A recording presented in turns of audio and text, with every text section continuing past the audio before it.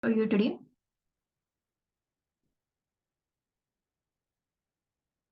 Good evening, everyone. Welcome to today's Friends of Elephants talk.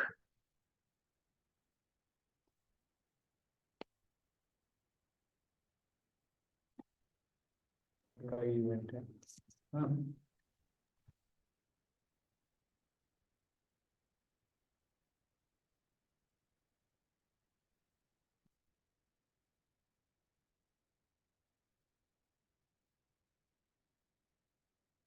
give me a minute.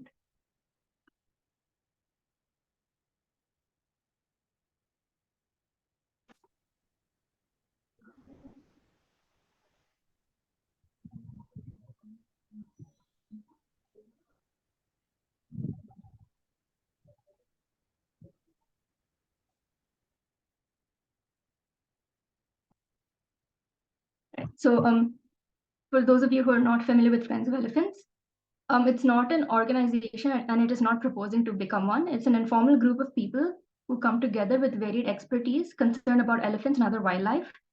The group is a forum for disseminating knowledge linked to elephants and other wildlife science, conservation, and also welfare through art, culture, literature, movies, talks, and panel discussions. So we have been conducting these events as offline events since April 2014 and as virtual events from 2020. Our expectation is that people who have attended these events, formally or informally, participate or help in developing appropriate conservation and welfare measures for wildlife and elephants. So I will be doing the introduction for the talk today. The talk today is on human-elephant conflicts, sharing the message of my film, The Big Social Nomad by Anna Bohlmark. We will then have a conversation between Dr. Anand Kumar and Anna called The Conservation and Welfare Measures and Experiences from the Movie Social Nomad.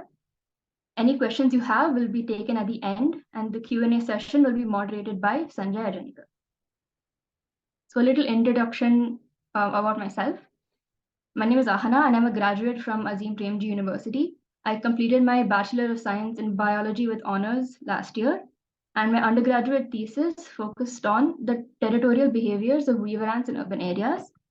After I graduated, I interned at my university under Dr. Jayanti Mukherjee, where I assisted with the collection of behavioral data of different birds in urban areas. I then worked at an NGO in Assam called Conservation Initiatives on a project regarding human-elephant conflict in the Kaziranga landscape. And I am delighted to introduce this event to you all today. So first we'll have the talk by Anna Bohlmark, The Human-Elephant Conflict, sharing the message of my film, Big Social Nomad. So I will be introducing her. Anna Bohlmark is a Swedish journalist and documentary filmmaker, educated in filmmaking at Roda Korset's Folkskolan in 2015. The film Big Social Nomad was completed in 2019 and has since been screened in 15 film festivals around the world. It has so far won 7 awards in 2 different countries, including the Best Short Documentary. The aim is to have films screened for Indian TV and YouTube. I would now request Anna to start the talk. Thanks.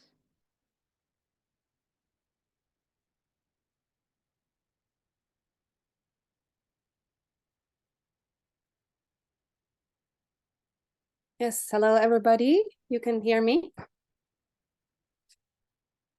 Yes. Okay, I often get this question, why I did this film on elephants. And okay, so I've been traveling to India since 2014. And I've been to India so far 17 times.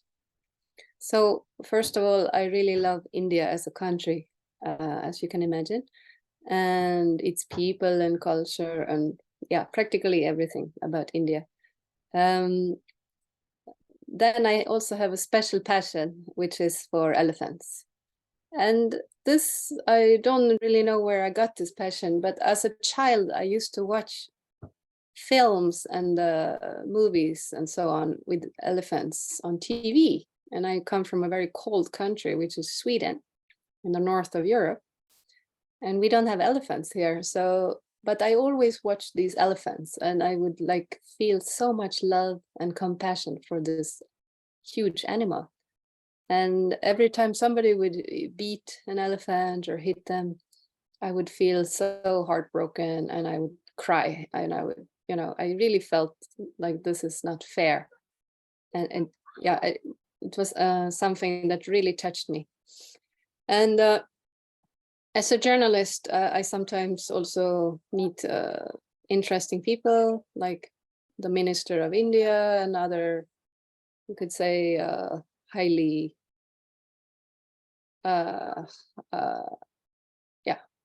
different people. I often go to like different festivals in India, like the literature festival in Jaipur, where I meet very interesting people culturally and so on.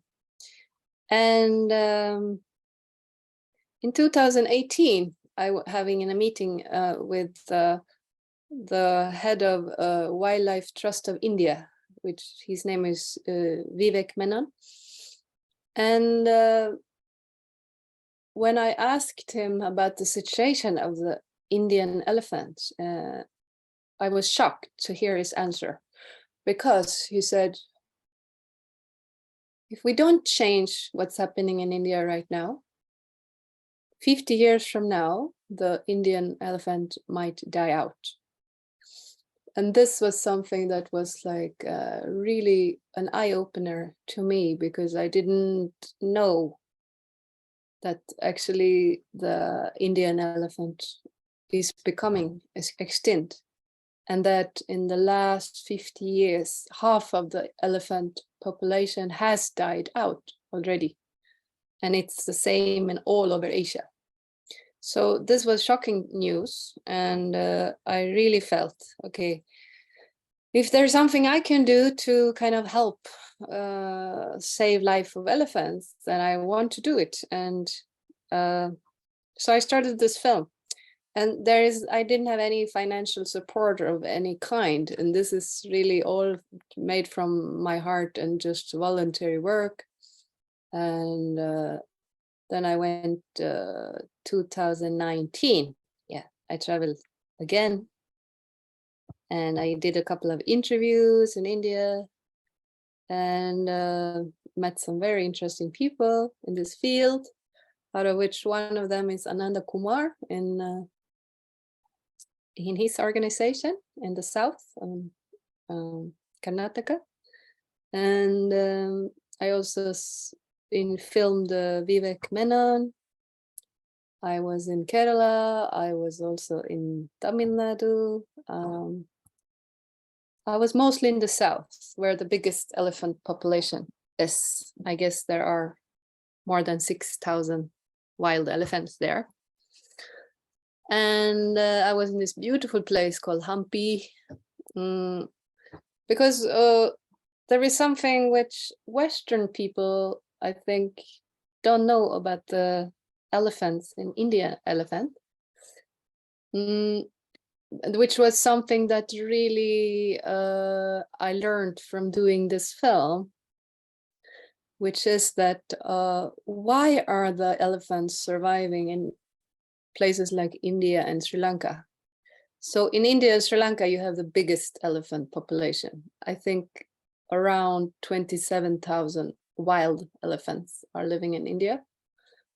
And why are most of these Asian elephants in India and Sri Lanka, why are they surviving there better than other places in Asia? And so he told me that it is the worship of elephants, it is Ganesha, it's the love and the tolerance. Those are like the keys to protecting and for the survival of elephants. And so that's why in the film I have also included Ganesha into this film. I have filmed these temples in Kerala and in Hampi, because I really believe that this tradition of keeping temple elephant and having this tradition of elephant as a god, that's something which helps for the survival of the wild elephants too. So that's something that really people need to understand, that those traditions are like so important to the survival of the wild elephant. It is through the worship and through love and considering the animal as a sacred animal that is the key to survival. Because like in other countries, like here in Sweden, for example, we have deers and moose, which are big wild animals. But since we don't worship them and they don't mean anything to us, then people kill them and they eat them and so on. So that is why I really believe, and the film is also portraying this, how important this is to understand that keeping these traditions, keeping and the belief and the Ganesha and all this is very crucial for the survival of elephants. And so the film really talks about the threats of the Indian elephant in India today, with a population of 1.4 billion people. Of course, it is coexisting with the animal of a couple of tons. It's not an easy thing. There are many threats that the Indian elephants are facing, and with the limited territory, and considering the facts that these are huge animals that are social. That's why the film is called Big Social Nomad. They need to travel. They go from one forest to another, and they eat in one forest, and then they move to another forest, and then that forest regenerates, and then they go to the next. And when they walk from one forest to another, they use these old paths called corridors. It's the same path since millennia. So these are kind of programmed in the DNA of the elephant. It's the same paths all the time. The problem is when people start to build houses, and they make railroads or big roads or any constructions they do, and they interfere with these corridors that elephants has been using since time of memorial. So then, of course, then a conflict will appear, and that conflict needs to be kind of dealt with. But the problem is a lot of the time that you face in the middle of the night, maybe an elephant appears, shows up to somebody's house, and then there might be maybe somebody get killed, either an elephant or a person. So that's what's happening. And a lot of the time, the worst place in India, of course, as you may know, is Assam and the northeast of India. And that has a history behind it also, and which I'm telling in the film. It is in the colonial times, vast tracts of land in the northeast were cleared for tea, and there are huge tea plantations there in the northeast, in places like Assam. And so those, of course, those were the forests where elephants used to live. And there are still thousands of elephants living there, but with very limited resources and very limited space. And so then every night you have elephants coming out from the forest looking for food, and they go into the tea plantations, and they crush the crops and all. So this becomes a huge problem over there. And every night it's like a fight going on up there between people and elephants. So this is something that most people, especially in the West, they never know about, that there exists a conflict actually. And it's actually pretty huge. So when I go to India, I used to go to Kerala. I travel all over the country, but I spend a lot of time in Kerala. And I read the newspaper every day, and it's quite sad to, whenever I read about an elephant getting killed or something, it really breaks my heart. it's, you know, I really feel so sad about that. And maybe it's hit by a train, or it's maybe sometimes some people had put some dynamite on the fields and inside a pineapple, and this elephant ate this pineapple, and you know, it exploded.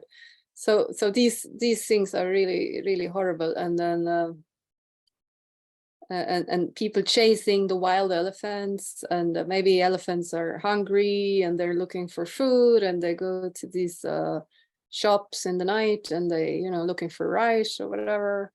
So, and they even get names there. They name them in Kerala. They get like special names. But yeah, so I think you know, the only way really that we can coexist is spreading awareness about this whole thing.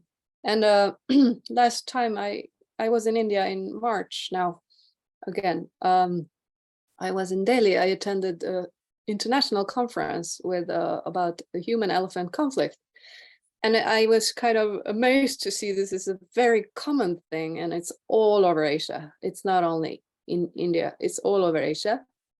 And I was very curious to hear all the stories about each and every country, really, in China and Malaysia and Nepal and Bhutan and Sri Lanka. Each and every country has similar difficulties to coexist. So it was a very important conference where you could share the knowledge and share the ideas, share the possibilities also, because, you know, there are many things that we can do to help and to remove the threats that are there, to kind of and one of these people doing wonderful work is Vivek Menon from the Wildlife Trust of India, but also Anand Kumar, who has many wonderful projects going on in his region in Karnataka. And I am happy to hear more about it soon. Those are portrayed in the film as well, but we will just gonna watch a little teaser soon about my film. And yeah, in the conference in Delhi, I was very happy to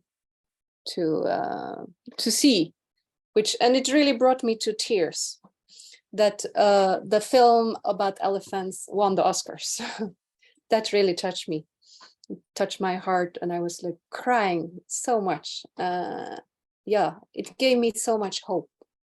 I realized, like, now this issue is gonna come to the rest of the world. And I really think that, you know, this is something that everybody can help with. But I find it very important in my film that the Indian people themselves should I was only interviewing Indian organizations, so that the Indian people, you will know, because you live there, you have the best ideas and the best measures how to deal with this situation. But I guess some help can also come from the rest of the world, and in different ways. So in order to help saving lives of elephants, we should all join hands. It's an international, it could matter, you could say. We can all kind of help each other, and in different ways spread awareness about it. That's what I do. I love to do this, and yeah, I still continue going around India, show my film on different festivals, Bollywood, and all over India, really. And yeah, I'm just continuing to work to get my film on Indian TV. So I think that's all from me, from Sweden now today, and I'm gonna give over to Anand Kumar.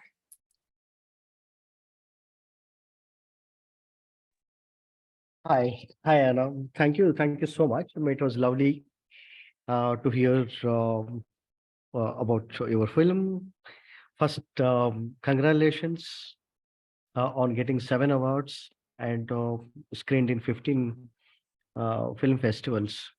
Now, when you're talking about um, the kind of people who worship as a god, and the tolerance that people have, which has actually saved elephants in India and also in Sri Lanka. Because long ago that I met Dr. Douglas Hamilton in Sri Lanka in 2003. I mean, when I saw him there at the Asian Elephant Conference, Asian and African Elephant Conference, International Conference on Elephants, and I was really amazed because he's being looked up, as one of the greatest persons who has actually studied elephants, African elephants. And so when I met him in the lift, so he asked me one thing, Anand, why do you think that elephants are surviving in India? It's just because the kind of the religious sentiment, attachment, and the love and passion that people do have towards elephants. Now, when you were talking about that, and I could just recall my conversation with Dr. Douglas Hamilton, and which was really very wonderful thing to see that.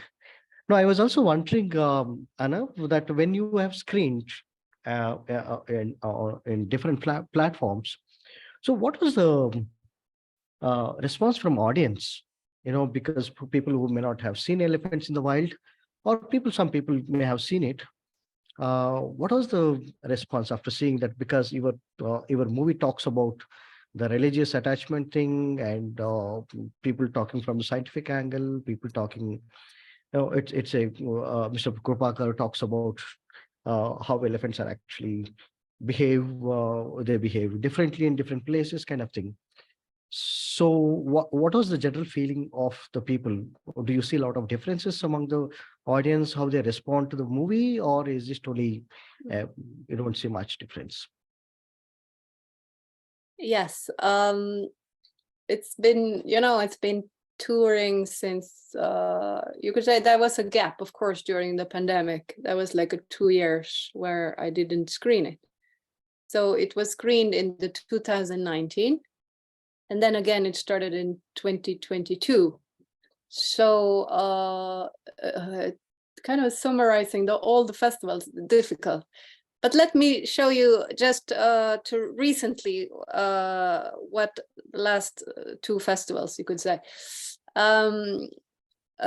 So in December, I was in Mumbai, and so it was screened at the Bollywood International Film Festival.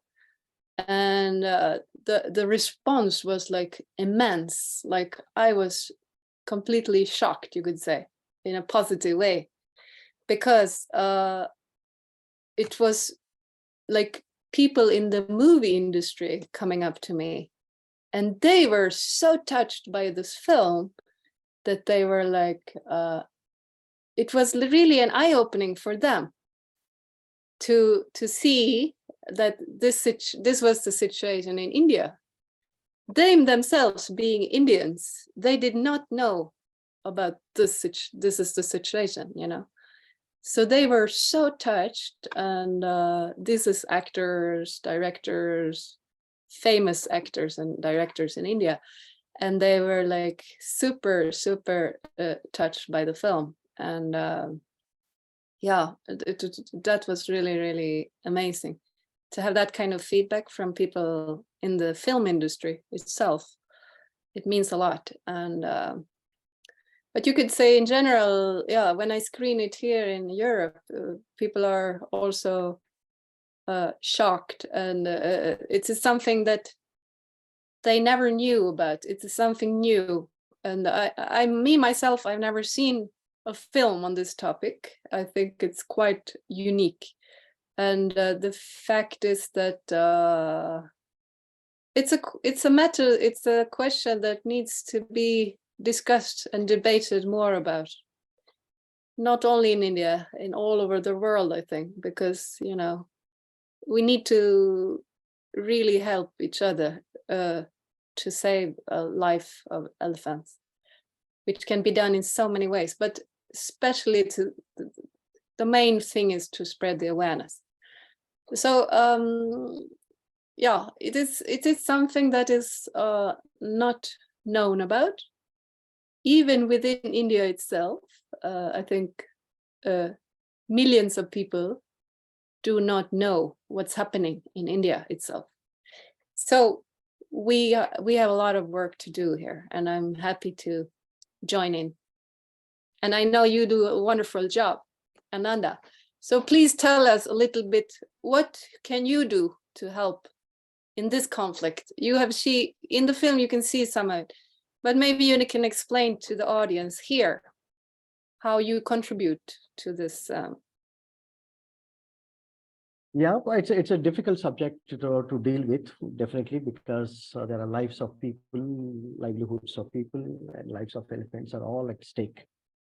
What is more important, I strongly feel, is that accommodative nature.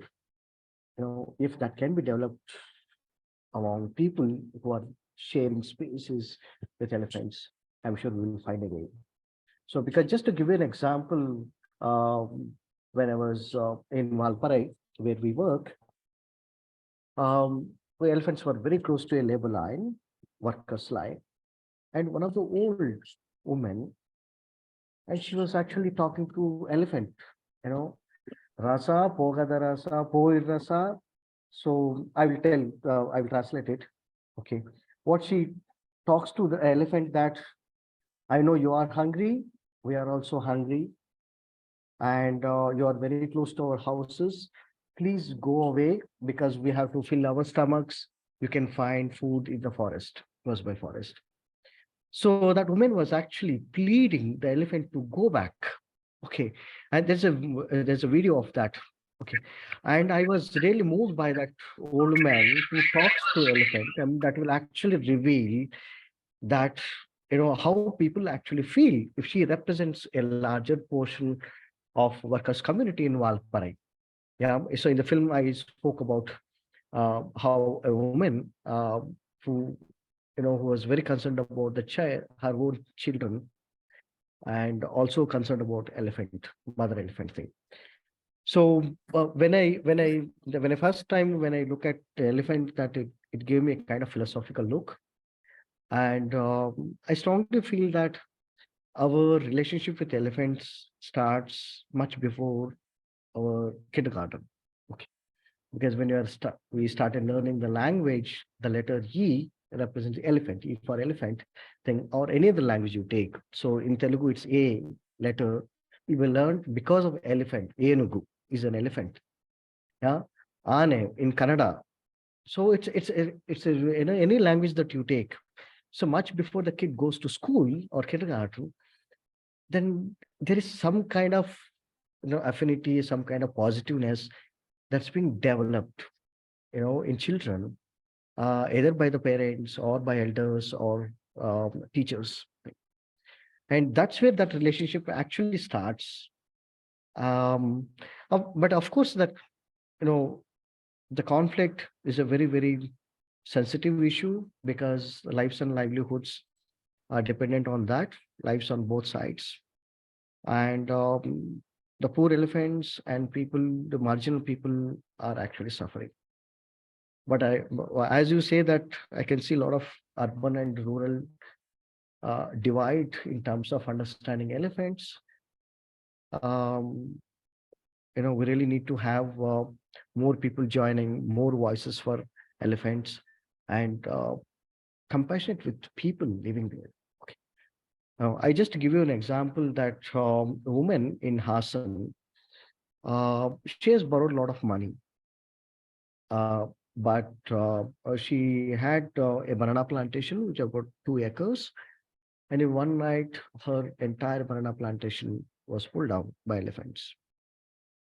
And next day, when she came to know about that incident, she drank poison. So it was a tough thing. I mean, of course, she was rescued immediately and taken to the hospital. Now she's fine. She's doing fine. But that kind of a traumatic experience that people would undergo when there is some kind of conflict that happens, some kind of threat to livelihoods of people. But at the same time, that you will also see a lot of tolerance in people. We really need to extend our helping hand. One of my colleagues who actually says that Um,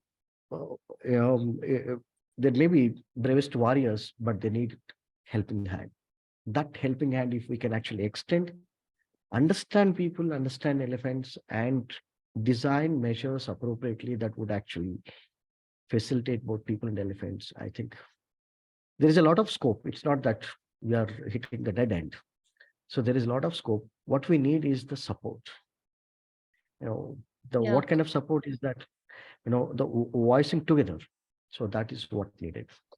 Yeah, and I want to just add a beautiful story which is in my film, which you are telling in my film, and that's about a woman sleeping in the night in a house with her children, and they wake up in the middle of the night, and a baby elephant in the bedroom, I think it is, yeah. And she takes her children out. She rescues her children, and they're standing outside the house, and she's not angry at the elephant. And she told you afterwards, she said, because the mother elephant, yes, she comes in and she kind of crashes the house to get the baby out, right, from the bedroom. And she's not angry with the elephant because she could feel the same way the mother elephant felt for her baby elephant is the same like she would feel for her own children. So this is a wonderful example, I think, of tolerance and love. And also the fact that we have the same emotions as elephants do. And I think that is something very important to share to the world, like how intelligent these animals are. And it's an emotional intelligence. And it's almost, I would say, a spiritual intelligence, because in many, many ways, they're more intelligent than us. They have an capacities. They can communicate on a distance, and they can like when a baby elephant is born, they can walk kilometers. And how do they know that that elephant is born kilometers away? And there's a story about in South Africa, this man who has a huge national park, Anthony, I think his name Anthony, and he became a part of this huge elephant group, which was living in his national park. And the moment he died, he had an heart attack. The whole herd started walking towards his house. And they stood around his house for 48 hours and mourned him. So how is that possible? I'm sure, elephant has this highly spiritual connection. And so, but in many ways, they're so similar to us. Also, as Vivek Menon tells in the film, they love to drink beer. They love the smell of beer. And they will walk kilometers if they smell it, and they can go into the house and steal the beer. And but they don't like tea so much, so they don't break the tea bushes, but they do like beer. So these are the stories that also are important to tell, so that it is important that people understand how close they are to us emotionally. And really, they are, like, in many cases, more important, more intelligent than actually that people are, I think. And so this is something which is we should really admire them, I mean, as creatures, and really look up to them as they are really, like Ganesha, they are really godly creatures. And so respect and love is necessary. And that's why I really felt that film, which won the Oscar, is also very beautifully done. And it also shows how close we are to elephants, because the couples in the film, Elephant Whisperer is the name.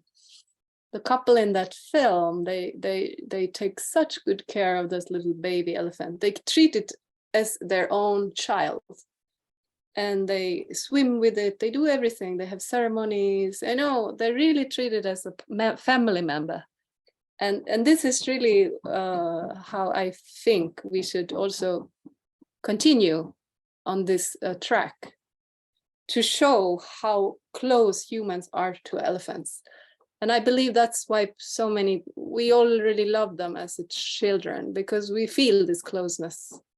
It's something in us that makes this connection with this beautiful creature. So, but I think we should also do more work in this field, like show the world how close we are to elephants. This is a good way to do it, I guess. Yeah, that's true. So that's one thing. Then that's one angle of the relationship. And of course, the other angle is the conflict kind of the negative relationships that people and elephants have.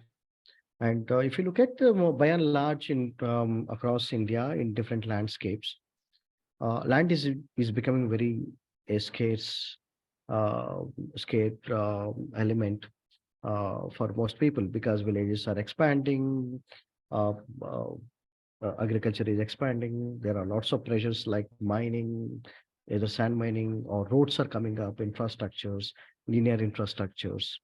So these are the kinds of pressures that are actually putting a lot of pressure on elephant habitats, and they are losing actually their ground. And if you think about, um, a herd which would need about 350 to 400 square kilometers, based on scientific studies, if you see radiocolor data, in most places, particularly in South India. But if you go to Chhattisgarh, they have a very different kind of home ranges. But if you for a male elephant, around 700 square kilometers of home range is needed. Okay. So if you look at most of our national parks and wildlife sanctuaries, they are roughly around 900 square kilometers. If you see, for example, Animal Tiger Reserve is 958 square kilometers, which may be sufficient for 1.5 male. So where do elephants go? Because they have to go through these human habitations. That's where they are coming into contact with people, leading to lots of conflicts. But in order to reduce the friction between people and elephants, I think, in my opinion, is that we have to have hand in hand what government does, which means the forest department does, state forest departments, what scientific community suggests, and what people think, what people want. Both have to be, all these three aspects need to be seen, together. So if that is not there, I think the fragmented approach is not going to help people and elephants. And that's where that's becoming an alarming thing for wide-ranging species like elephants. Um, that's what I strongly feel. And Anna, when you're thinking about, what do you actually think about elephants in captivity? Because this is one of the subjects that keep lots of people discuss about this. Whether do we need to have elephants in the captivity, because there are elephants in temples, there are elephants are owned by individuals. If you go to Kerala, you said that you spend quite a bit of time in Kerala, and lots of families do own elephant, and of course they may see them as a part of their family, but they're also being used in festivals and lots of crackers being burst in front of this thing. The elephants are very sensitive to these things. And so have you been to any of those Trishurpuram, for example, Trishurpuram festival? When, millions of people would come there. I think, yeah. I know about Trishur. I did not attend that festival, but I know there are so many elephants standing on row, and there are millions of people coming. I have been to other festivals in Kerala. And yeah, of course, it is somehow you also feel sorry for elephants because they're wearing chains, they're in chains, and yeah, crackers, But at the same time, I feel like there are 4,000 of these temple, and you call them captured elephants in captivity, 4,000 in total. And I do believe that somehow maybe you can sacrifice these 4,000 for the survival of the rest, you know? Because I still believe that though not all of them are kept in a good conditions, but there are so many laws also to protect the lives of these elephants in captivity. And it's getting more and more difficult for the owners of these elephants to actually rent them out to weddings and all these things. And so there are very strict rules. So the government is doing a pretty good job to protect the health and so that they won't get too much stress. There are very strict rules for that, at least in Kerala. And but still, I do believe that these elephants which are used in the temples, I think that is something which keeps the tradition alive. And I can see that these small children, when they go to temples, see elephants, they are like amazed, you know. That is where really the love grows. It grows from there, from meeting the elephants in the temple. That's where it starts, the love and respect for the elephant. So it is something which I believe is necessary. And you can also kind of see that because you can see in the south of India where the temple elephants are common, Kerala, Karnataka, Tamil Nadu, the love for elephants is stronger, and there are more, it's you could say, less elephants getting killed. While in Assam, these traditions are not there. They don't keep temple elephants in Assam or in the northeast. And more elephants are getting killed up there. So I believe there is this connection, right?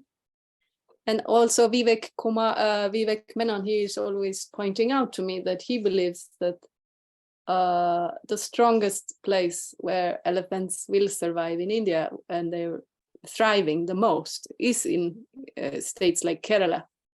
And so it is because of these strong traditions also. It is partly because they have more territory, but it is also partly because of these religious traditions.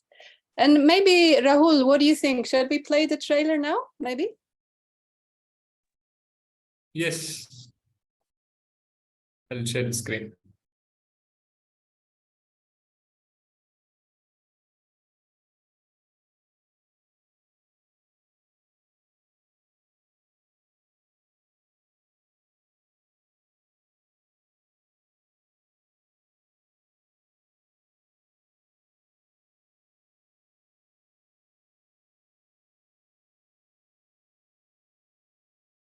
You're able to see the screen, right?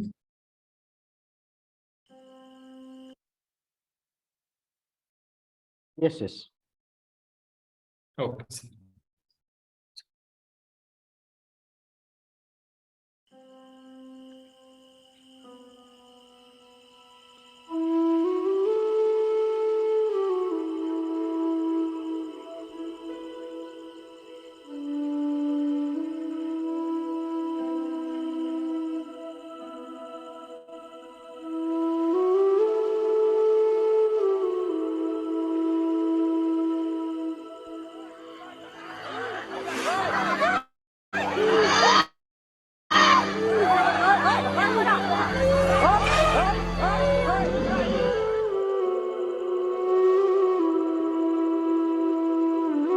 If you were feared and scared that Asian elephants would become very, very critically endangered.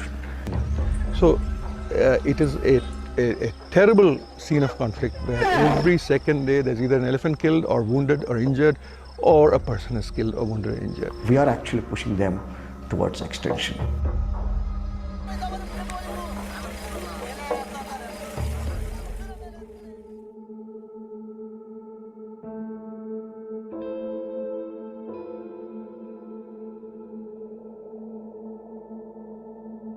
A lot of elephant habitats are gone because whatever remaining is just only remnants of forest patches that are left for elephants.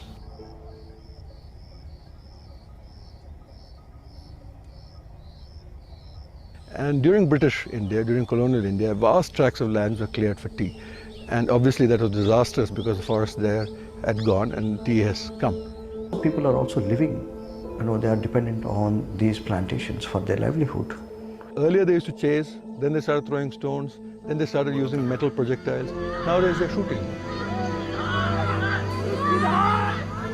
Nowadays when we rescue even calves, and definitely larger subadult elephants, they come with 10, 12, 15 wounds on them already.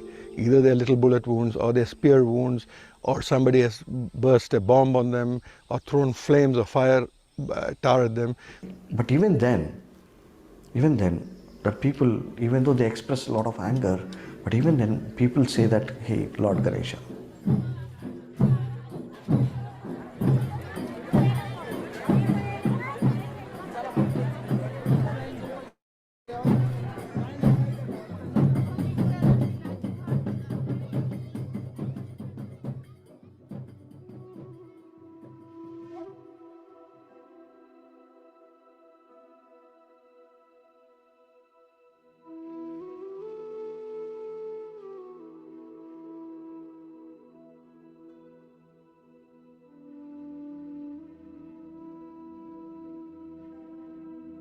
Love is critical. I keep saying that people must be taught to love and respect elephants. And that's where elephant conservation lies. Because still, you go any corner of India, people love them. So nothing can replace that.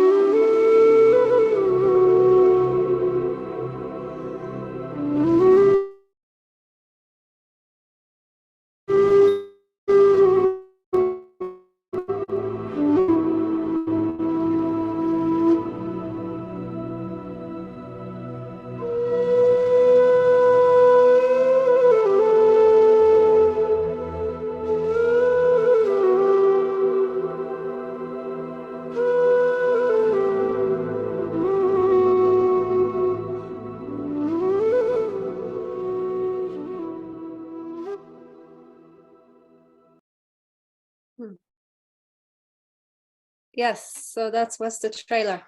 I was experiencing a bit of slow images over here in Sweden. I don't know if it was the same for you, but in case you didn't see it, it wasn't running so well. I would suggest everybody can go to my website. You can see it there. It's www.bigsocialnomad.com. So you can see the trailer properly. And so, yeah, I think we're ready for questions and answers.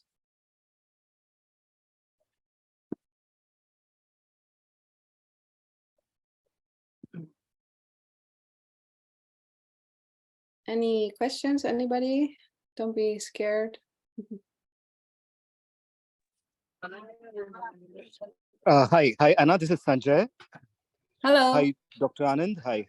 I am sorry, I'm not able to put my video on. I've just crossed a patch of a forest where there are multiple entry points for the elephant, and it was an exciting ride I had. I hope I'm audible. Yes. Yes, Yes, and yes. apology in case there is a background noise, because we just stop at one village where we have a good network range, and then we can carry forward. So just to keep both of you posted, that you might see that that there are not many audience joining the event, but since ever we shifted to online, we have seen this fluctuating you know an attendance. However, when it gets uploaded on YouTube, then we have a good amount of views for the events, because we have observed that there are multiple people from different walks of life. They visit these recordings and they go through these topics, because one of the things that we take a pride of, that every time we bring a new story, new topic, so that we can have a different aspects related to elephant. So I'll not talk more now. I'll jump into the question so that we can get into the conversation. So it's as one of the audiences said, that it's a very touching, and that's the same feeling I had when I had gone through this documentary teaser almost a fortnight back. And the first question came in my mind was, and we as a team of volunteers, we have put together a couple of questions. So the first question that came to my mind was, what was that a trigger? You being primarily into journalism, investigative journalism, and then you wanted to create a documentary and multiple documentaries. It could be one trigger, it could be multiple triggers, it could be people, it could be elephants. So we want to know more from you, Anna, that what was it a cumulative incidences? Was it, what it was? Were there like different triggers? You did talk about the outcome, that what you wanted to achieve using this documentary.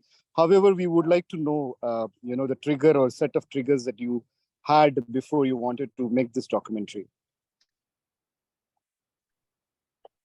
Yeah, the idea, as I pointed out, came when in 2018 I met with Vivek Menon in Delhi, and we had like we had a informal meeting and we were like, he just spoke about the situation on elephants in India, and when he pointed out, like, it's like the conflict is quite severe, and in certain states in India, like Assam, it's like quite it is quite bad over there. You can see images in my film. I'm not sure you saw it now, but there are people running with swords and people running with fire, and they're throwing crackers at the elephants and things like this. And from many trips and so long stays in India, every time I stay 4 or 5 months reading the newspaper, I have quite a good perspective on what's happening, at least in the south of India.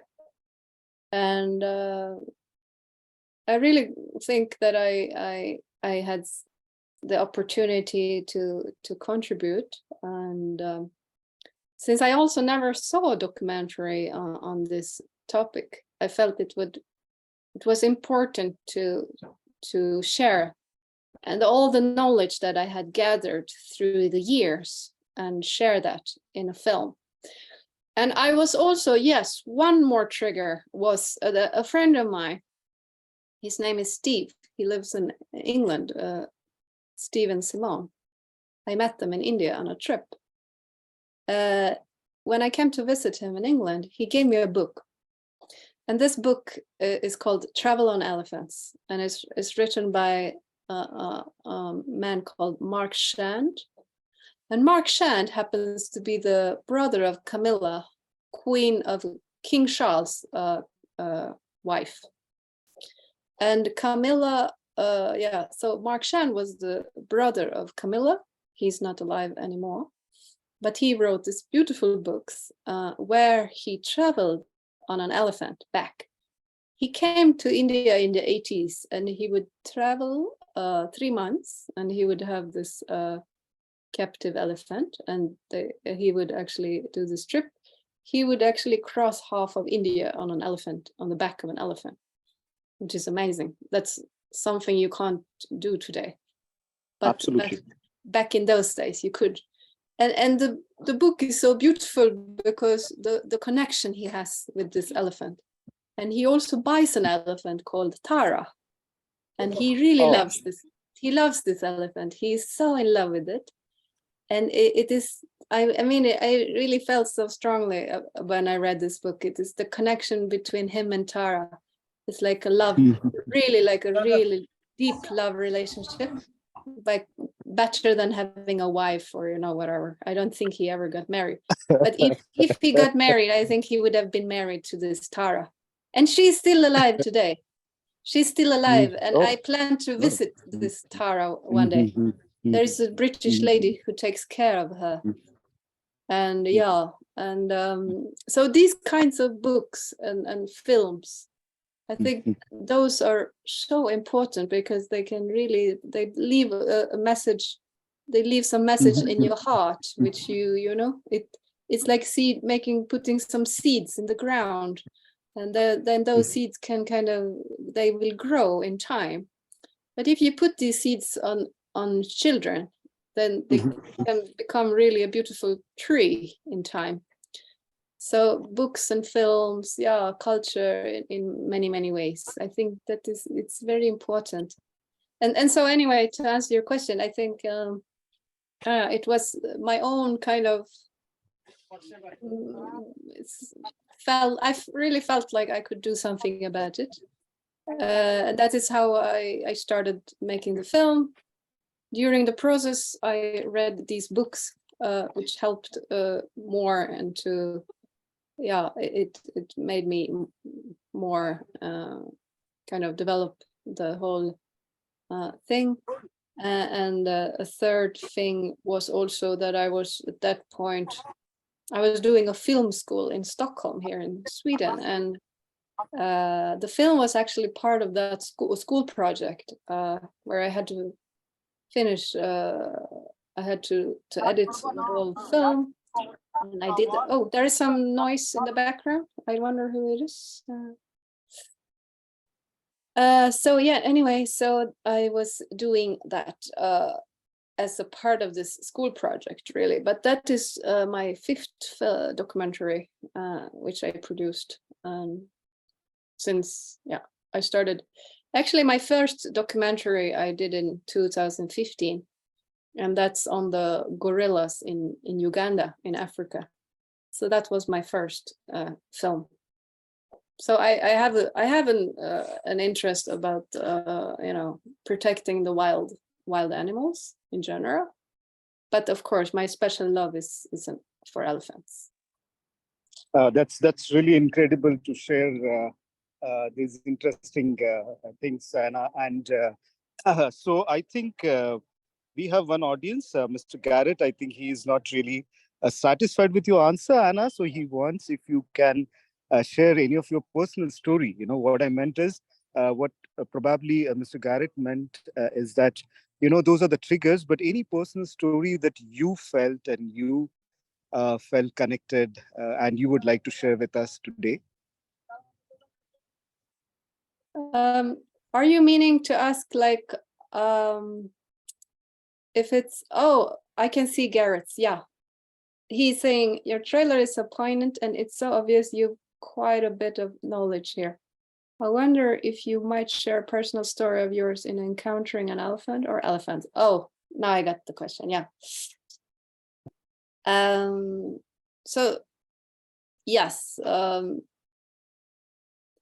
course, it is different during the process. I thought you wanted to know which brought me to make the film. But once you are in India and making the whole process, personal story and encountering an elephant.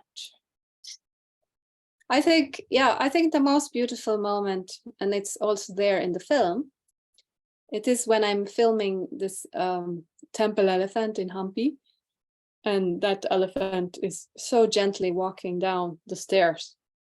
And it's, you know, such a huge animal, but how it moves so gently and loving with its feet going down, so soft and, you know, so gentle. And then it goes into the water, and you can see this whole, all the people, religious people going to temple, and they're all in the water together with this elephant, and they're all bathing with their clothes, washing their clothes, and somebody's like almost naked or half naked, and the women are also half naked, and they're all into the water. And that you can see that elephant lying on its side, and its caretaker is brushing the back of it.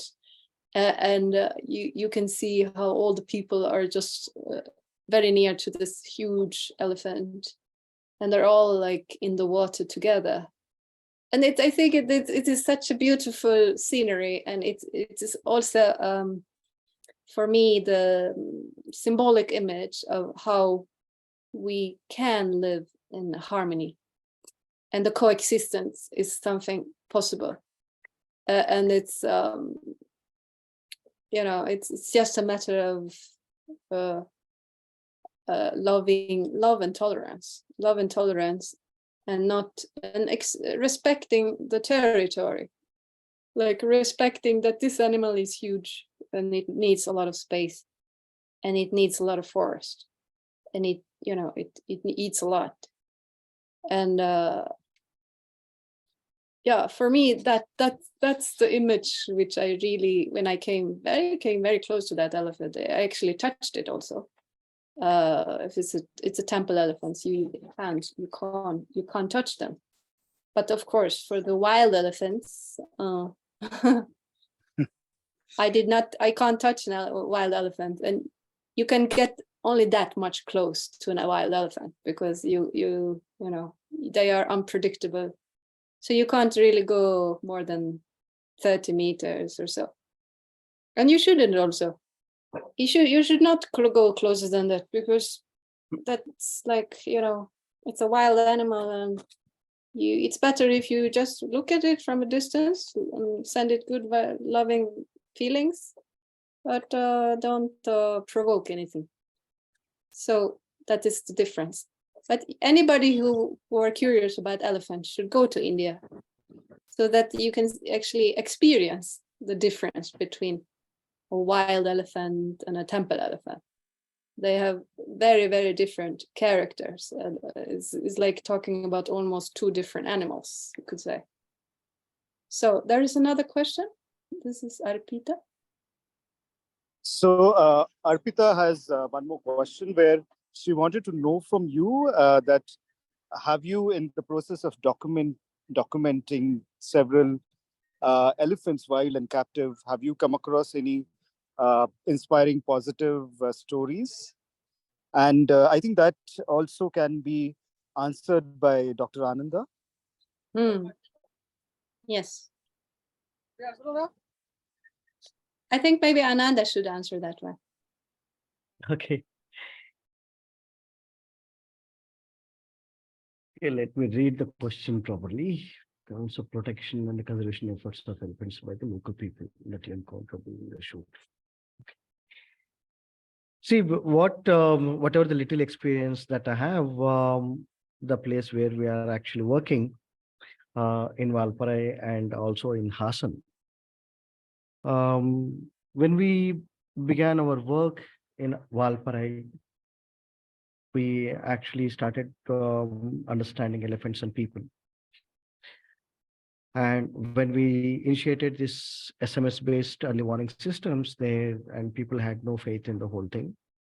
But when they realized that this is actually helping them to know, these systems perhaps help them to take out the fear of unknown, but fear of known is still there. And lots of people, now people themselves are actually being part of the systems, participating a lot in the systems in a way that earlier we used to track a lot to find out where the elephants are. Now people themselves are actually reporting those elephants because they are seeing that there is some kind of benefit where these systems are actually facilitating so that they can actually make informed decisions whether to go out or not, what precautions need to be taken or not, some kind of safety that they would feel because of the systems that are available to them or the facilities that are available to them. I could see that the people themselves, when they are being part of the system or when they are being helped, you can actually tremendous amount of positive response that you get. Now in Valparai, not many people actually crib about elephants. Because the other day that some journalist went there and spoke to people, And people spoke to the journalist that, hey, we are getting, information about elephant locations. If we will just avoid elephants, we don't mind elephants moving around. So this kind of thing, a positive um, opinion or attitude towards elephants is a really good thing, which was not there 20 years ago. But it took really 20 long years to see that kind of positive thing. This is what our own personal experience from this landscape. Um, but by and large, you see that people don't want to kill elephants. Okay. It's just that they just want to be living in the fear of danger. So because that will obviously that affect the quality of life, quality of living. People just want that thing to be addressed. If that thing is taken care, I think people are amazing that they would actually accept elephants are part of the landscape. Yes, and let me just add also what you started telling me before our conversation here. You said today you are actually managing in your region, Valparaiso in Karnataka, you are managing to have no human deaths. You have prevented any humans from dying from elephants. That is amazing. That's really a proof how your work is going. Yeah, thank you. I mean, just to share with you, the Valpara is in Tamil Nadu, but the Hassan is in Karnataka. So last 2 years, no human death, no injury because of elephants. Yeah, that's wonderful. That's a wonderful result. It's one of the few places across India where you actually see 0 human deaths. And it's not that our efforts, but it's the people, the department, people, plantation companies, they're all working towards one cause, and where we are actually helping with a little bit of things. So the small steps, but Valparai can be seen as a model landscape for coexistence. That's so wonderful to know. And yes, it's a collective work, of course. Yes, that's why everybody should join hands. If they feel like I can do something, anybody can really do something, can join an organization, or if you're a journalist or whatever, you can write stories. If you're an entrepreneur, you can, give money for this organization or whatever. I'm sure everybody can contribute in their own way to helping this. And one more thing that I can quickly just add is that Vivek Menon, who is the head of the other organization in my film, Wildlife Trust of India, he was working for many, many years with his organization to dislocate a whole village, and this is in Kerala. So they managed to move these people, which were actually living on the corridor, which is the area where the elephant needs to move. And they managed with years of, kind of informing these people the importance of giving that space for elephant. And they finally managed to move them from there. And especially there was one old lady, which said she herself said, I want to do this, and I'm doing this for elephants. So these are the local people, and these were tribal people who actually, they really do this for the love of elephants. So that's a beautiful story. And thank you. Yes, thank you so much. Thank you, both of you. I just have one leading question to what Dr. Ananda talked about, and talked about the fear of unknown, and as a collectively, various stakeholders have worked on it. So I wanted to ask a question to Dr. Ananda. One is the fear of unknown, and they are challenged, and somebody's taking care of it.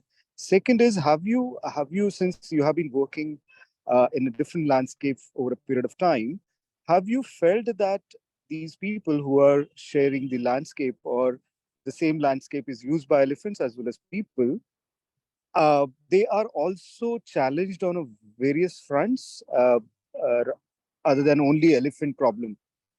Even it comes to a developing nation, dependent on agriculture.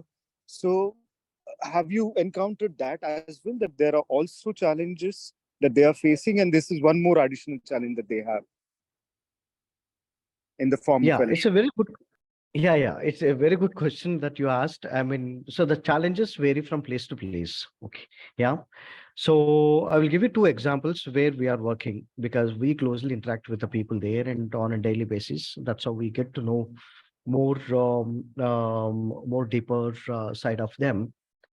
One is that in Valpare, for example, a worker who is working in a tea plantation, and the kind of amount of money what he or she earns may not be enough. But Valpara is a hill station, 4 to 5 months, it rains. There are leeches, there are ticks, ticks during dry season, leeches during rainy season, but people still work in those hard areas because it's a gentle undulating terrain. So people have to lug the tea um, bags. So which is really a tough life that people are actually leading in their lives.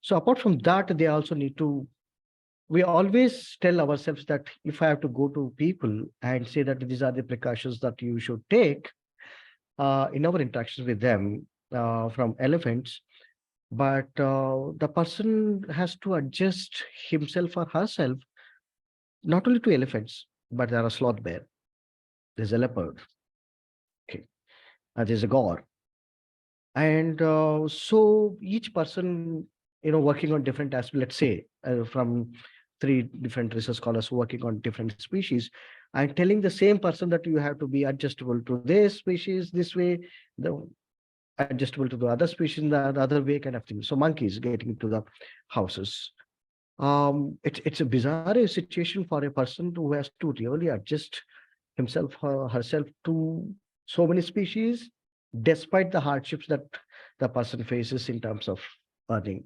So that's really a challenging thing. But despite all that, people are still tolerant of animals, whether it is sloth bear or leopard or monkeys or elephants. But on the other hand, if you see that, come to Hassan thing, it's a very different kind of thing because we don't have crop damage in Valpare, but there's a lot of crop damage that happens in Hassan. Yeah. And the aspirations are very, very different because it's more in the plains and agriculture thing, coffee plantations. There is economic disparity in the society will actually tell how people actually view the situation there. So there are migrant workers who have come from Assam, Jharkhand, Bihar, working in coffee plantation areas. So it's a quite a bit of challenge for those people to understand and adjust to the local conditions. Um, yeah, I don't know whether I have answered your question, but Yes, I yes, only yes, hope. very much, very much. And I just I'm tempted to ask one more question. So, have you? I'm sure when you worked in Hassan and Valparai, you must Yeah. have done this mapping of a different set of challenges. So, does it make sense to actually do kind of? I'm not really talking about some quantitative data, but does Yeah. it make sense to do a kind of weighting and understand? Like the kind of solutions that each problem could have, so which is the problem that is causing more trouble to people, and accordingly prioritize that. I'm talking more from a government point of view. How does government react to it? Or is it that more the noise go and extinguish that fire? How's the government approach to several species, several challenges other than wildlife disparity? Yeah, it's a really tough challenge for the government and particularly for the officers when there is some kind of conflict that involves potentially dangerous species like elephants and leopards and stuff. And government has been, see, officers to the best of my knowledge and our interactions with the officers there, and they try to no, address the issue. What is more lacking is that the reasons for taking a particular kind of decision. That decision should be based on, it should be informed decision. So it's not based on some fancy ideas, or it should not be based on pressures. But if it is based on evidence-based approach, that would really help. Okay, just to give in a small example that the basic information is very, very critical to understand the patterns. So that is very much needed. And there are organizations, there are people that would actually help the government to get that unbiased scientific way of understanding the problem there. We can't be looking at the solutions in the first place, because it's not a good way to move from solution, looking for a solution first and then try to fix the problem, because solution may not be related to the problem at all. But what we need to move from understanding the problem and move towards the solution. So that's where the important thing lies. Of course, I do say that the science doesn't give you the answer fully, because science is a small part of the whole conservation issue. Okay, but the scientific understanding are impartial. Okay, understanding of the situation, unbiased understanding of the situation will actually tell you something, that help you to make informed decision. Okay. Then what is most important thing in any landscape is that your presence for long-term presence in any landscape will actually help you to you being accepted by the local community. Because I may be a brilliant guy, but why should people accept me?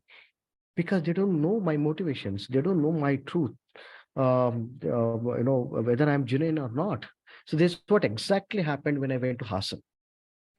When we started our work in 2015, when we went to villages to introduce ourselves, and what people told us that people like you have come and gone. You people do research and write reports, submit it at the higher level. You don't even share that what those reports contains with us.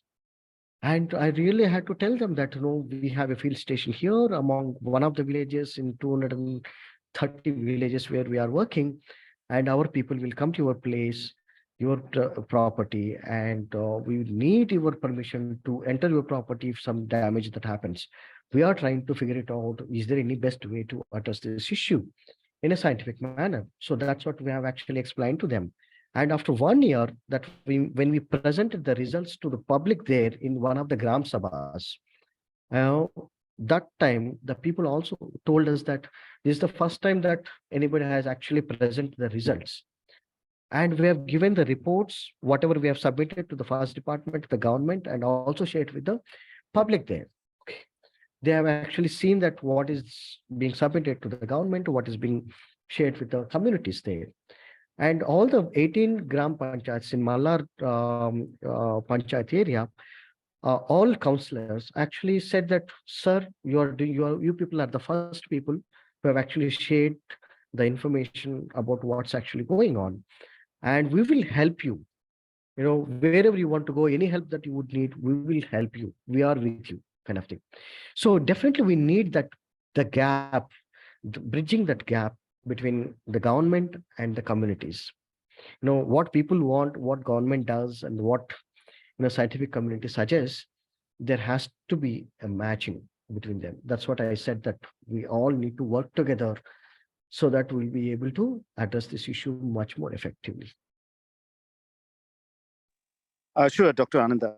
I'll move to the next question from Ahana. So she's asking to Anna that when you worked on this documentary, first question is how long did it take you to put together this entire documentary? That is the first question. Second, she asked about, do you have plan to do any more in the future around elephants?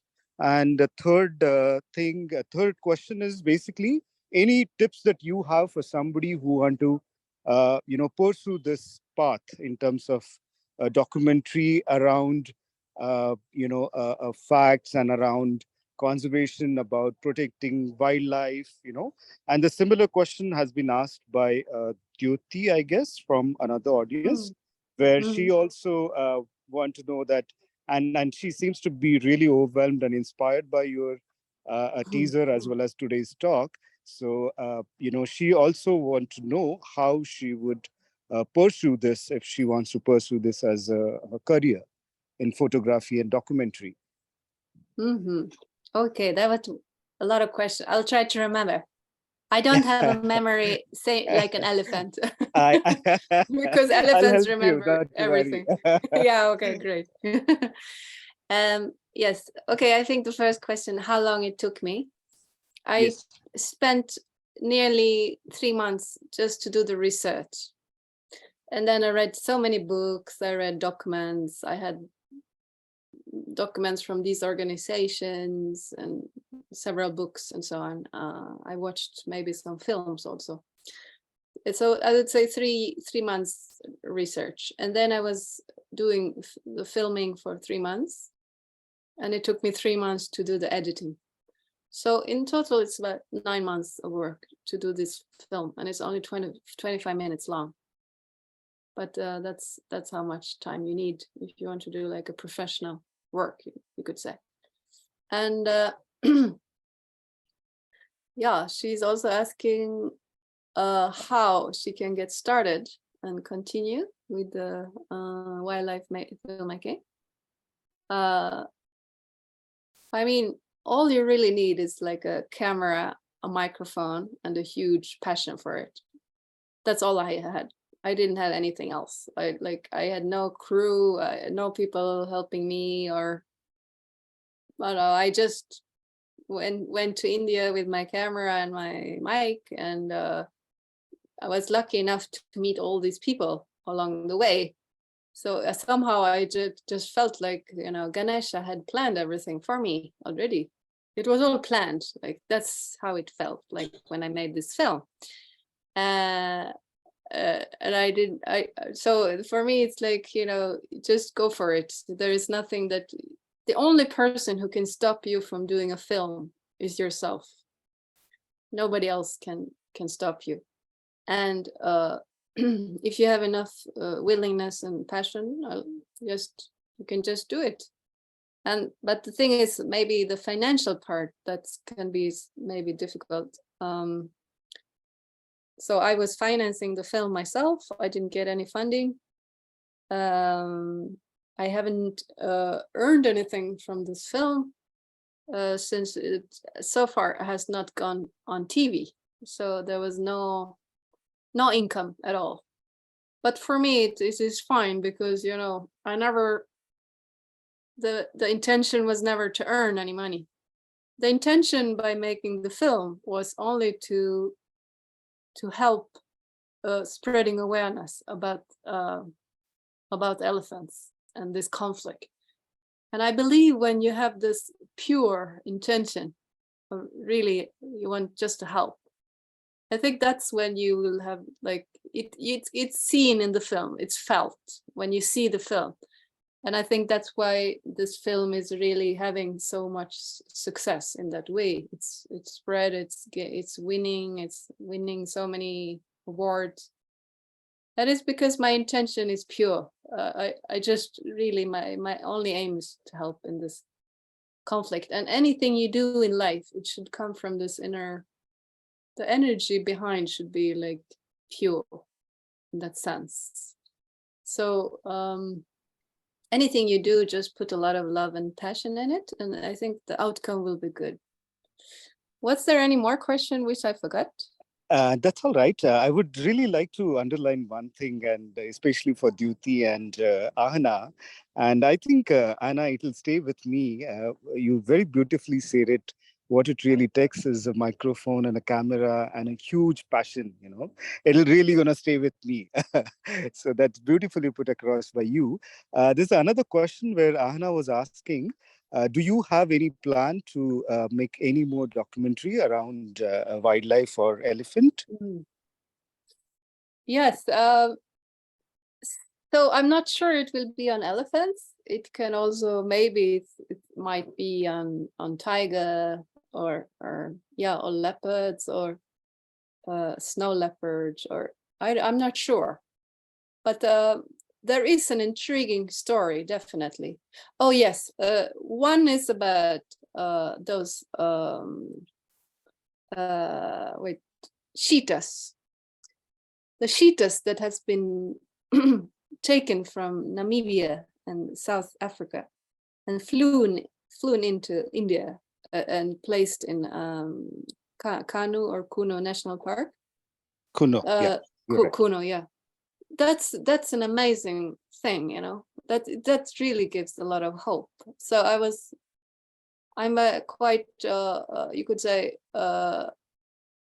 I'm very fascinated by this whole thing, and it seems to be working. And I heard they're making babies already in India, so they're adapting to the environment, which is amazing. And I mean, this really is the proof that human intervention makes a difference. We can change this with the willingness of governments, organizations, and funding. The impossible can be made possible. So you are actually managing to reintroduce cheetahs in India. They became extinct in the 50s, I believe. So this is something that I would love to do a film about. You know, this gives hope, because you're making a film, you shouldn't make it only about the negative aspects. There should be some hope to the story, because it's showing that we can also do. We are not, you know, people are also good with good intentions. So that's important. And there's another story which I find really interesting. I don't remember all the details, but it's something about a herd of elephant which left one forest and they walked to some other forest. Well, I'm not sure, remember if it's Bandhavgarh. It might be Bandhavgarh, where there used to be no elephants. But I remember the story was that the whole herd left one national park and they went into this other. Do you remember this? Yes. And it's almost a month ago. It completed 256 days, and they never used to be part of at least in recent history. But again, like, you know, the observations are still going on in terms of how long will they stay. But as of now, when I remember reading it a month ago, they already completed 256 days. So yeah, it's wonderful. And I mean, these are the beautiful stories that should be told. They give hope. They give hope that animals can be re-established in spaces where they used to be, or in spaces where they maybe didn't used to be, but it's still working. And humans, if we really put our hands together, and it can happen naturally, but it can also happen through human intervention in the good way. So yeah, I really want to, I would love to make a new film, but I'm not sure what it's going to be about. We'll see. That Ganesha is going to show me the way. Sure. That's lovely to say you that. Yeah, she's my god. Since we are talking about, you talked about two ideas that you have in mind, and we talked about elephants moving to new landscape. At least in a recent history, there were no elephants. Mentioned that, you know, when he moved from one landscape to another landscape, Hassan, the problems were different. People are coming from outside, settle here, they migrated from their home state to another state, and that also raises kind of challenges. So I want to take this opportunity, because Dr. Ananda is also here, and on the same line, even our volunteer Aishwarya, she also asked the question, which partly answered by Dr. Ananda, where she's asking, it is important to create that trust, because the villagers, they might not know you, they might not know your intention, why you come and why you're working on elephants, etc.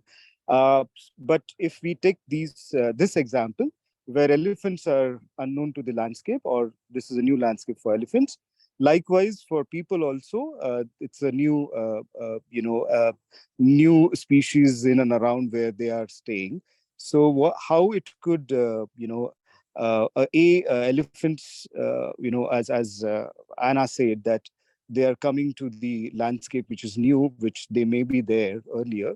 So from an elephant point of view and from a people point of view, anything that you would like to share with us, Dr. Ananda, that also would answer Aishwarya's question about creating that trust, how one would work on it. Yeah, I don't know how to answer this question. Okay, let me try. So basically that when elephants entering in a new areas, in the sense that we are only saying that they are entering in new areas, because in most places we don't know the history. Elephants may have been there and they have been communicating with each other from different herds, from generations. They know how the resources are distributed and stuff. But when they are actually translocated into different, completely new areas, even though it appears a good forest for us, for our eyes, or there are elephants maybe there, but that animal which was translocated may not know that how the resources are distributed. Yeah. So that is a tricky thing for elephants. Recently, that in our study area in Hassan, because lots of solar power fences have come up around coffee plantations over the years. When we related the time at which these solar power fences have come up and how it actually impacted elephant movements, and they're all pushed towards one side, which is the northern part of the study area, and entered into a new range called Belur Range, which had people had never seen elephants in that landscape, okay, in that range, except for occasional movement of elephants here and there. But it was a surprising thing for people, okay, and people have no idea how to, deal with elephants when they suddenly encounter elephants. And we have seen human deaths, people losing lives at in a short span of time. So many people lost their lives. So because even for elephants also, it's a really a shocking thing, uh, because they are entering in a new areas. They don't know how resources are distributed. They don't know how to deal with the people, because people may react very differently, or people also don't know how to react with them. So the only reaction what you see is that burst crackers, drive them, chase them, kind of thing. So that will actually put a lot of aggression in elephants, and they may behave aggressively in order to protect themselves, the young ones, and in defense. So that's where people lost their lives. So the first thing, wherever we go, I think the most important thing is that communicating our intentions in a sincere way. That is the only thing, because you allow people to examine you. That is a really important thing. People may trouble you. People may ask you several questions. You may not know how to answer those questions. Even when we went to Hassan, people asked us, what is the solution for this? I said, we genuinely don't know. That's why we're trying to explore whether there is any possibility to address this issue. Please allow us to think through it and look at the data, what data actually says. And that's what we are going to share with you. So that people actually understood that, because the genuineness will come from how sincerely that you work in the field, how sincerely that you respond to people, how sincerely that you are concerned about people's lives and livelihoods. That makes a huge difference in building the trust. So I just saw some in the chat box that how did you, what were the barriers in Valparaiso when we started our work. See, in Valparaiso, it was a different kind of situation, because I went to Annamalais, that's where Valparaiso is, to study monkeys. And Annamalais had never seen researcher studying monkeys. It was kind of amusing thing and surprising thing for people there. because when I was watching monkeys there, and people said, "Oh, you're watching monkeys," because it was quite a new thing for them, because they had never seen somebody, coming there Right. watching monkeys. Okay, and just to give you an example, that when I was watching Nilgiri Langurs, and one bus stopped, and one woman got out, vegetable vendor. She asked me, "Enna thambi panditirke?" So, "Hey brother, what are you doing?" I said, "Watching monkeys." I said, "Oh, do you get paid?" I said, "I get fellowship." Yes. And she started blaming at the government, saying that what government is wasting on people that who want to watch monkeys, paying them. And I've been watching these monkeys since my childhood. Nobody pays me. So this is a kind of thing. It was a curiosity that this thing, and lots of managers there, because most of the tea plantations are managed by different companies. There are managers. They are very curious. They are concerned about the wildlife in their land. So as a part of that, we built relationships with them, and me and my colleagues Divya and Shankar and Madhusudan. So in NCF, and they came to us and asked us, we are facing some trouble with elephants. Do you people help us in understand what we should do? So that's the offer came from the public itself, the stakeholders themselves. So it was a different kind of situation there in Valparai, because I was watching monkeys and they also became friends. Okay. They were curious, and then later they started inviting us to their bungalows and have dinner with them and stuff. So it's a different kind of situation. Yeah. And that's interesting. And I would like to share with the audience, so that they would know, that I think this is one of the trait that I have realized in today's, and a couple of days back when we had an interaction with Dr. Ananda. He very honestly admit that he doesn't know. However, there is a huge amount of thinking goes before saying that. And I would like to, acknowledge that when the audience is also there. There's one more question where, the audience would like to know is for Anna. So, what are the plans that you have with respect to documentary? Like, is there a exclusive rights it has, or if somebody wants to see the documentary, or what is there any process? Is there any plan that you have, Anna? Yeah, the plan is that I will screen this film on Indian television. And it's something that I've been kind of trying to do for 2 years now. But Okay. so I will not give up, and it's still working on it. And anybody who has any connection or so can just connect with me. I guess I can write my email here. But however, Yes. I will share my email address here. I will. I cannot share the full documentary because it's on a private link. This is, so it's supposed to go on TV. That's why Definitely. it's not able to share it. But Yes. the trailer, you can see that one. And it's on my website, which I already mentioned. Yes. It's on Yeah. bigsocialnomad.com. And I'm also seeing Anoop has yes, put a question. I was about to latch on to that. Yes, please. Anna. I guess he's from Kerala, this Anoop, Yes. I guess. Yes. He's asking me, or Ananda also, Anand, do you think there is a special situation in Kerala in the case of human and animal conflict? And what's your comment on conflicted animals like Arikomban? And Arikomban is an elephant which he's famous in Kerala. I read about him a lot. When I'm in Kerala, I stay there maybe 2 or 3 months. And he's often in the newspapers. And that's something that I've reacted to really, because I as a journalist, I think I don't really like the way the newspapers are writing about this wild elephant, because they are making it into some kind of they're creating drama around the wild elephants coming into tea plantations and so.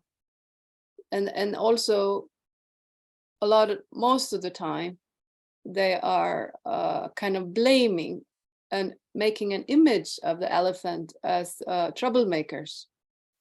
So this is not helping in the you could say in the work that Anand Kumar is doing. Media creating this elephant-human conflict and making it into some kind of drama, some kind of exciting thing, or making an image of elephants being, you know, what do you call it? Raiders, crop raiders and stuff. It's really not a good thing what they're doing, and they might not be aware of what they are creating. The media when they do this, they're selling newspapers, I'm sure, but what about the elephants? Could they possibly write these articles in a way that could be beneficial to help save life of elephants, and not make the image of elephants as the troublemakers, but really be more passionate and compassionate towards the elephants and understand their situation, instead of saying, oh, this is a troublemaker, but really he might be really hungry. There is no food in him in that forest, and he's just a hungry animal, you know. So I think that's another question, another very important issue to really make these media outlets aware. And these are big newspapers. I'm not mentioning any names, but these are big newspapers, in especially Kerala, that are really, you know, putting a lot of wood on the fire here, instead of try to helping to calm it down. And yeah, I think that's a lot of work to do to inform these journalists and these newspapers how to really be more careful with what they write, be more loving and caring towards elephants, don't depict them as troublemakers and so on. I think that would be helpful. What do you think, Ananda? Yeah, I agree with you. Sensationalization is one aspect that people write, and particularly the headings. Despite our interaction with the media, journalists, particularly local newspapers, even national newspapers as well, when they ask for some information, and when we also give a title. Okay. And what happens that the title will change somewhere up higher up in the hierarchy. Sometimes journalists, when we ask them, why is this title looking very negative? They say that, oh, no editor will take a decision. So I don't need to fix the thing. But as you say, I completely agree with you that labeling is a big problem. Okay, whether from Arikomman or Chinnathambi or some other elephant, you know, because in Assam, one of the elephants was named as Bin Laden. Okay. So, and the animal was shot. Okay. Yeah. Even the small writings like in articles that elephant killers, it's a very negative thing. You are only spreading the negative thing about the species. If elephants have to be a killer, and nobody can actually live in that area. Okay, they can kill everybody there. So it's not happening there. So that's the factual thing. And so I always keep interacting with the journalists that you look at the situation, investigate. As a journalist, you need to investigate the situation there, an incident that happens, write the truth. Okay. And it's not that elephants are there to kill people. Elephants are there to cause injury. There are lots of things maybe going on. So look at those, what are those driving things, and report that truth in the newspapers, wherever it is. But of course, no, thanks to few media persons in Valparai, now, no, they are not reporting anything in a negative way. Okay.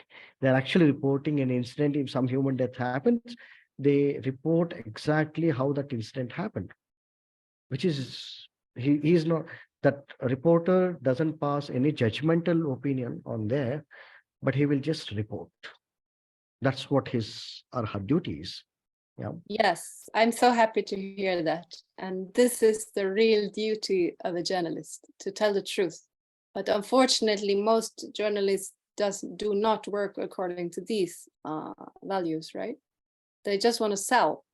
And that's the problem. And that's why they make it into some kind of drama, you know. So it is, but really, so there, I guess more work could be done also. As you really managed in Valparaiso with the journalists there, I think more people should be organized to affect and inform the journalists in Kerala, and really to not make the elephant look like a killer or whatever, because they're not. They're really kind animals, just looking to survive. That's the truth. So, you know, I think more people are needed to help also in this topic, because it creates more conflict. What they are writing is really creating more conflict with people. So I do agree. Yeah, I do agree with that. And just to answer, other thing is to Anu, is that the situation now, everybody is talking about human elephant conflict in Kerala now because of the Arikomman or the situation there in Munnar, Idukki district. Okay, yeah, that kind of situation is there even in other places as well. Yeah, but how to address the problem issue requires understanding, because each and every place is a unique place. So what we need is that landscape level understanding, but application at the local level. So that's what we need. Very, very well put by both of you. And I think that is also, and some point in time, both of you mentioned that there's a lot of work has to be done.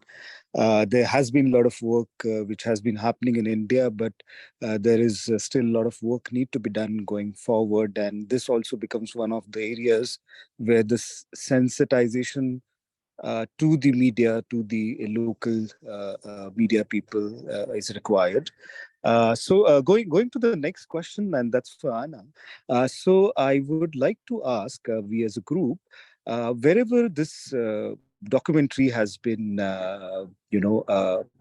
released for a screening, we are curious to know how was their reaction, what was their response, because they are not exposed, they might not be exposed to the Indian landscape, or a situation where it is a pure dichotomy where the elephants are being praised and worshipped. At the same time, they have been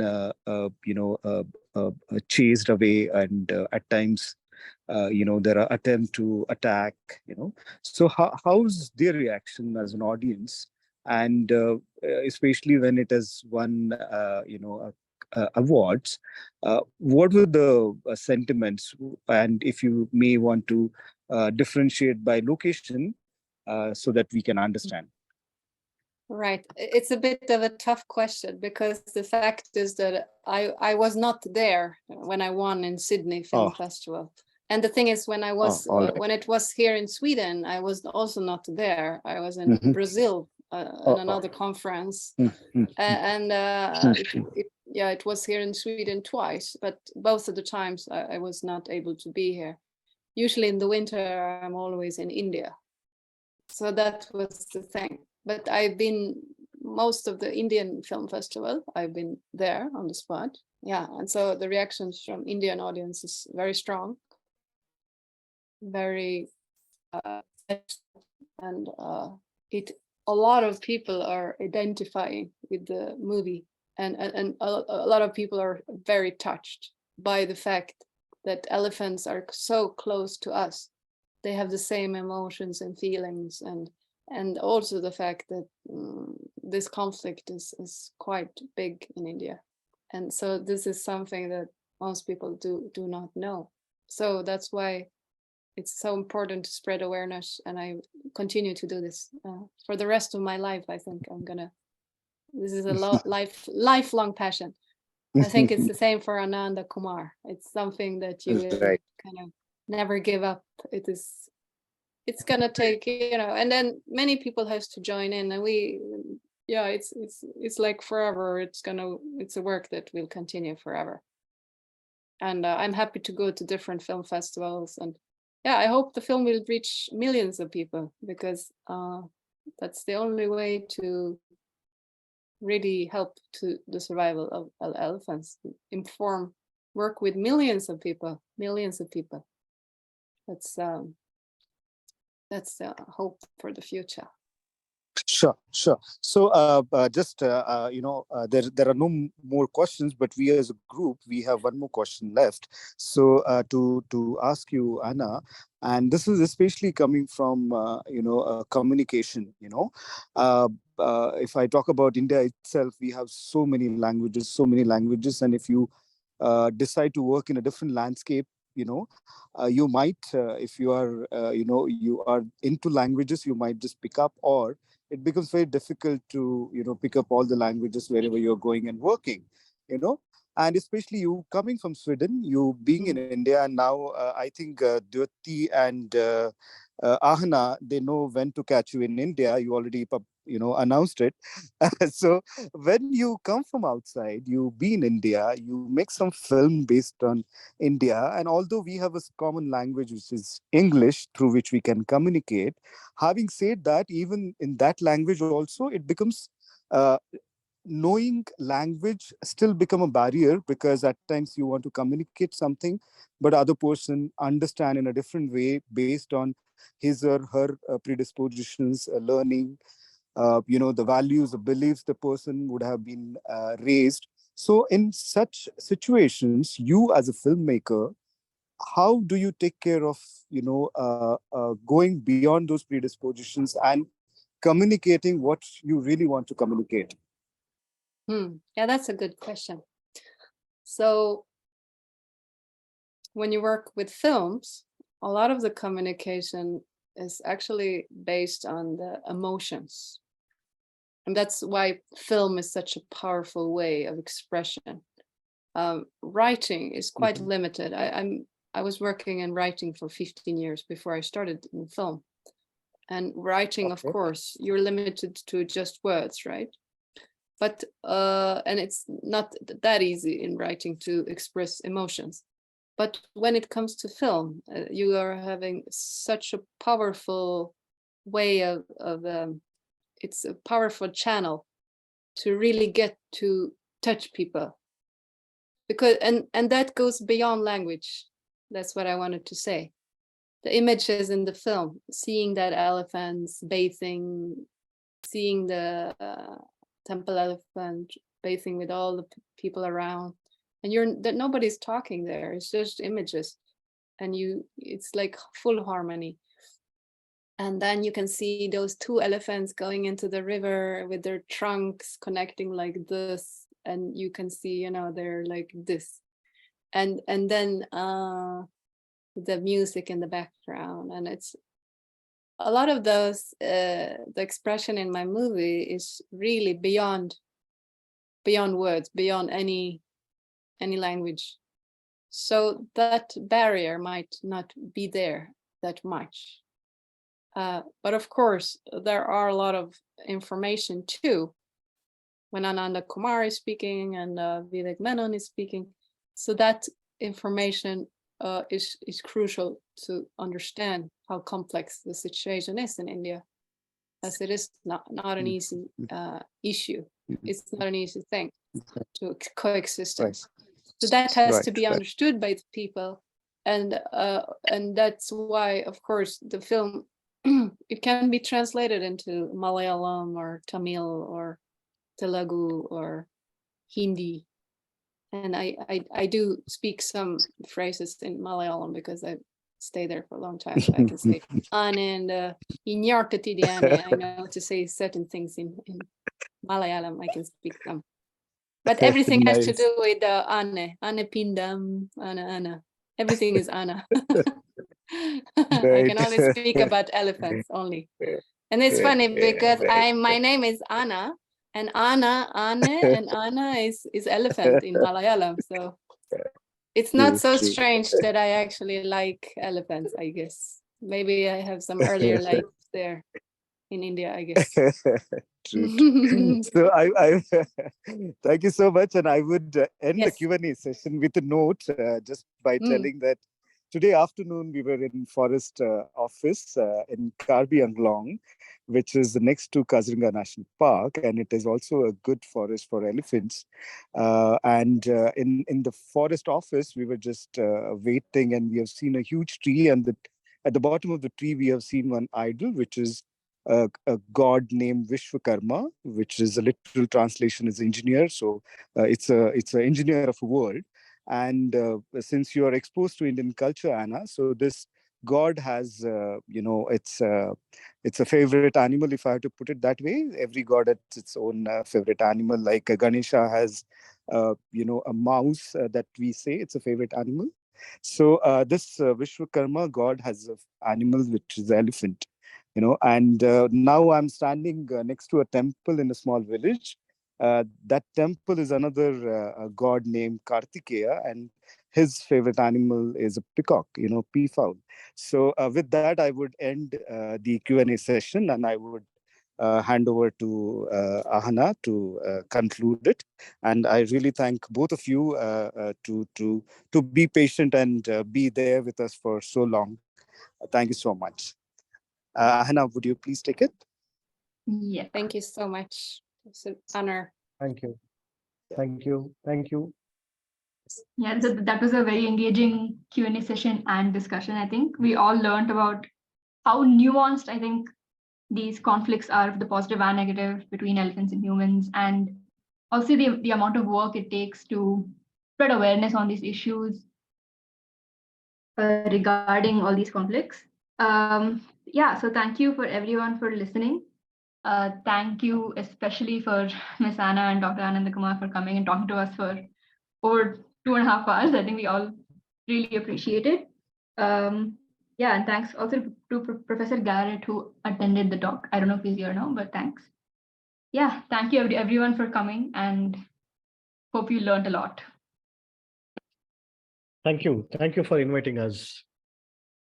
Thank you, Anna. Thank you. Namaste. Thank you, Anand. So happy to see you again. And I hope to be back in India to meet you all. And I would love to have a screening in Assam. I think that would be crucial. And Okay. anybody Great, who wants great. to organize a screening, just connect with me. We can do it over there. I'll come Definitely. in We person. would love Yeah. to invite you in Assam. Yeah, I would love. I will come also in person. And Ananda, you can come also join. We can have the discussion in Absolutely. live there. Yeah, that'd be Absolutely. Absolutely. Yes, yes. great. Yes, yes, yes. Definitely. We look forward to it. Yeah. Thank you so much. Thank you so Okay. much.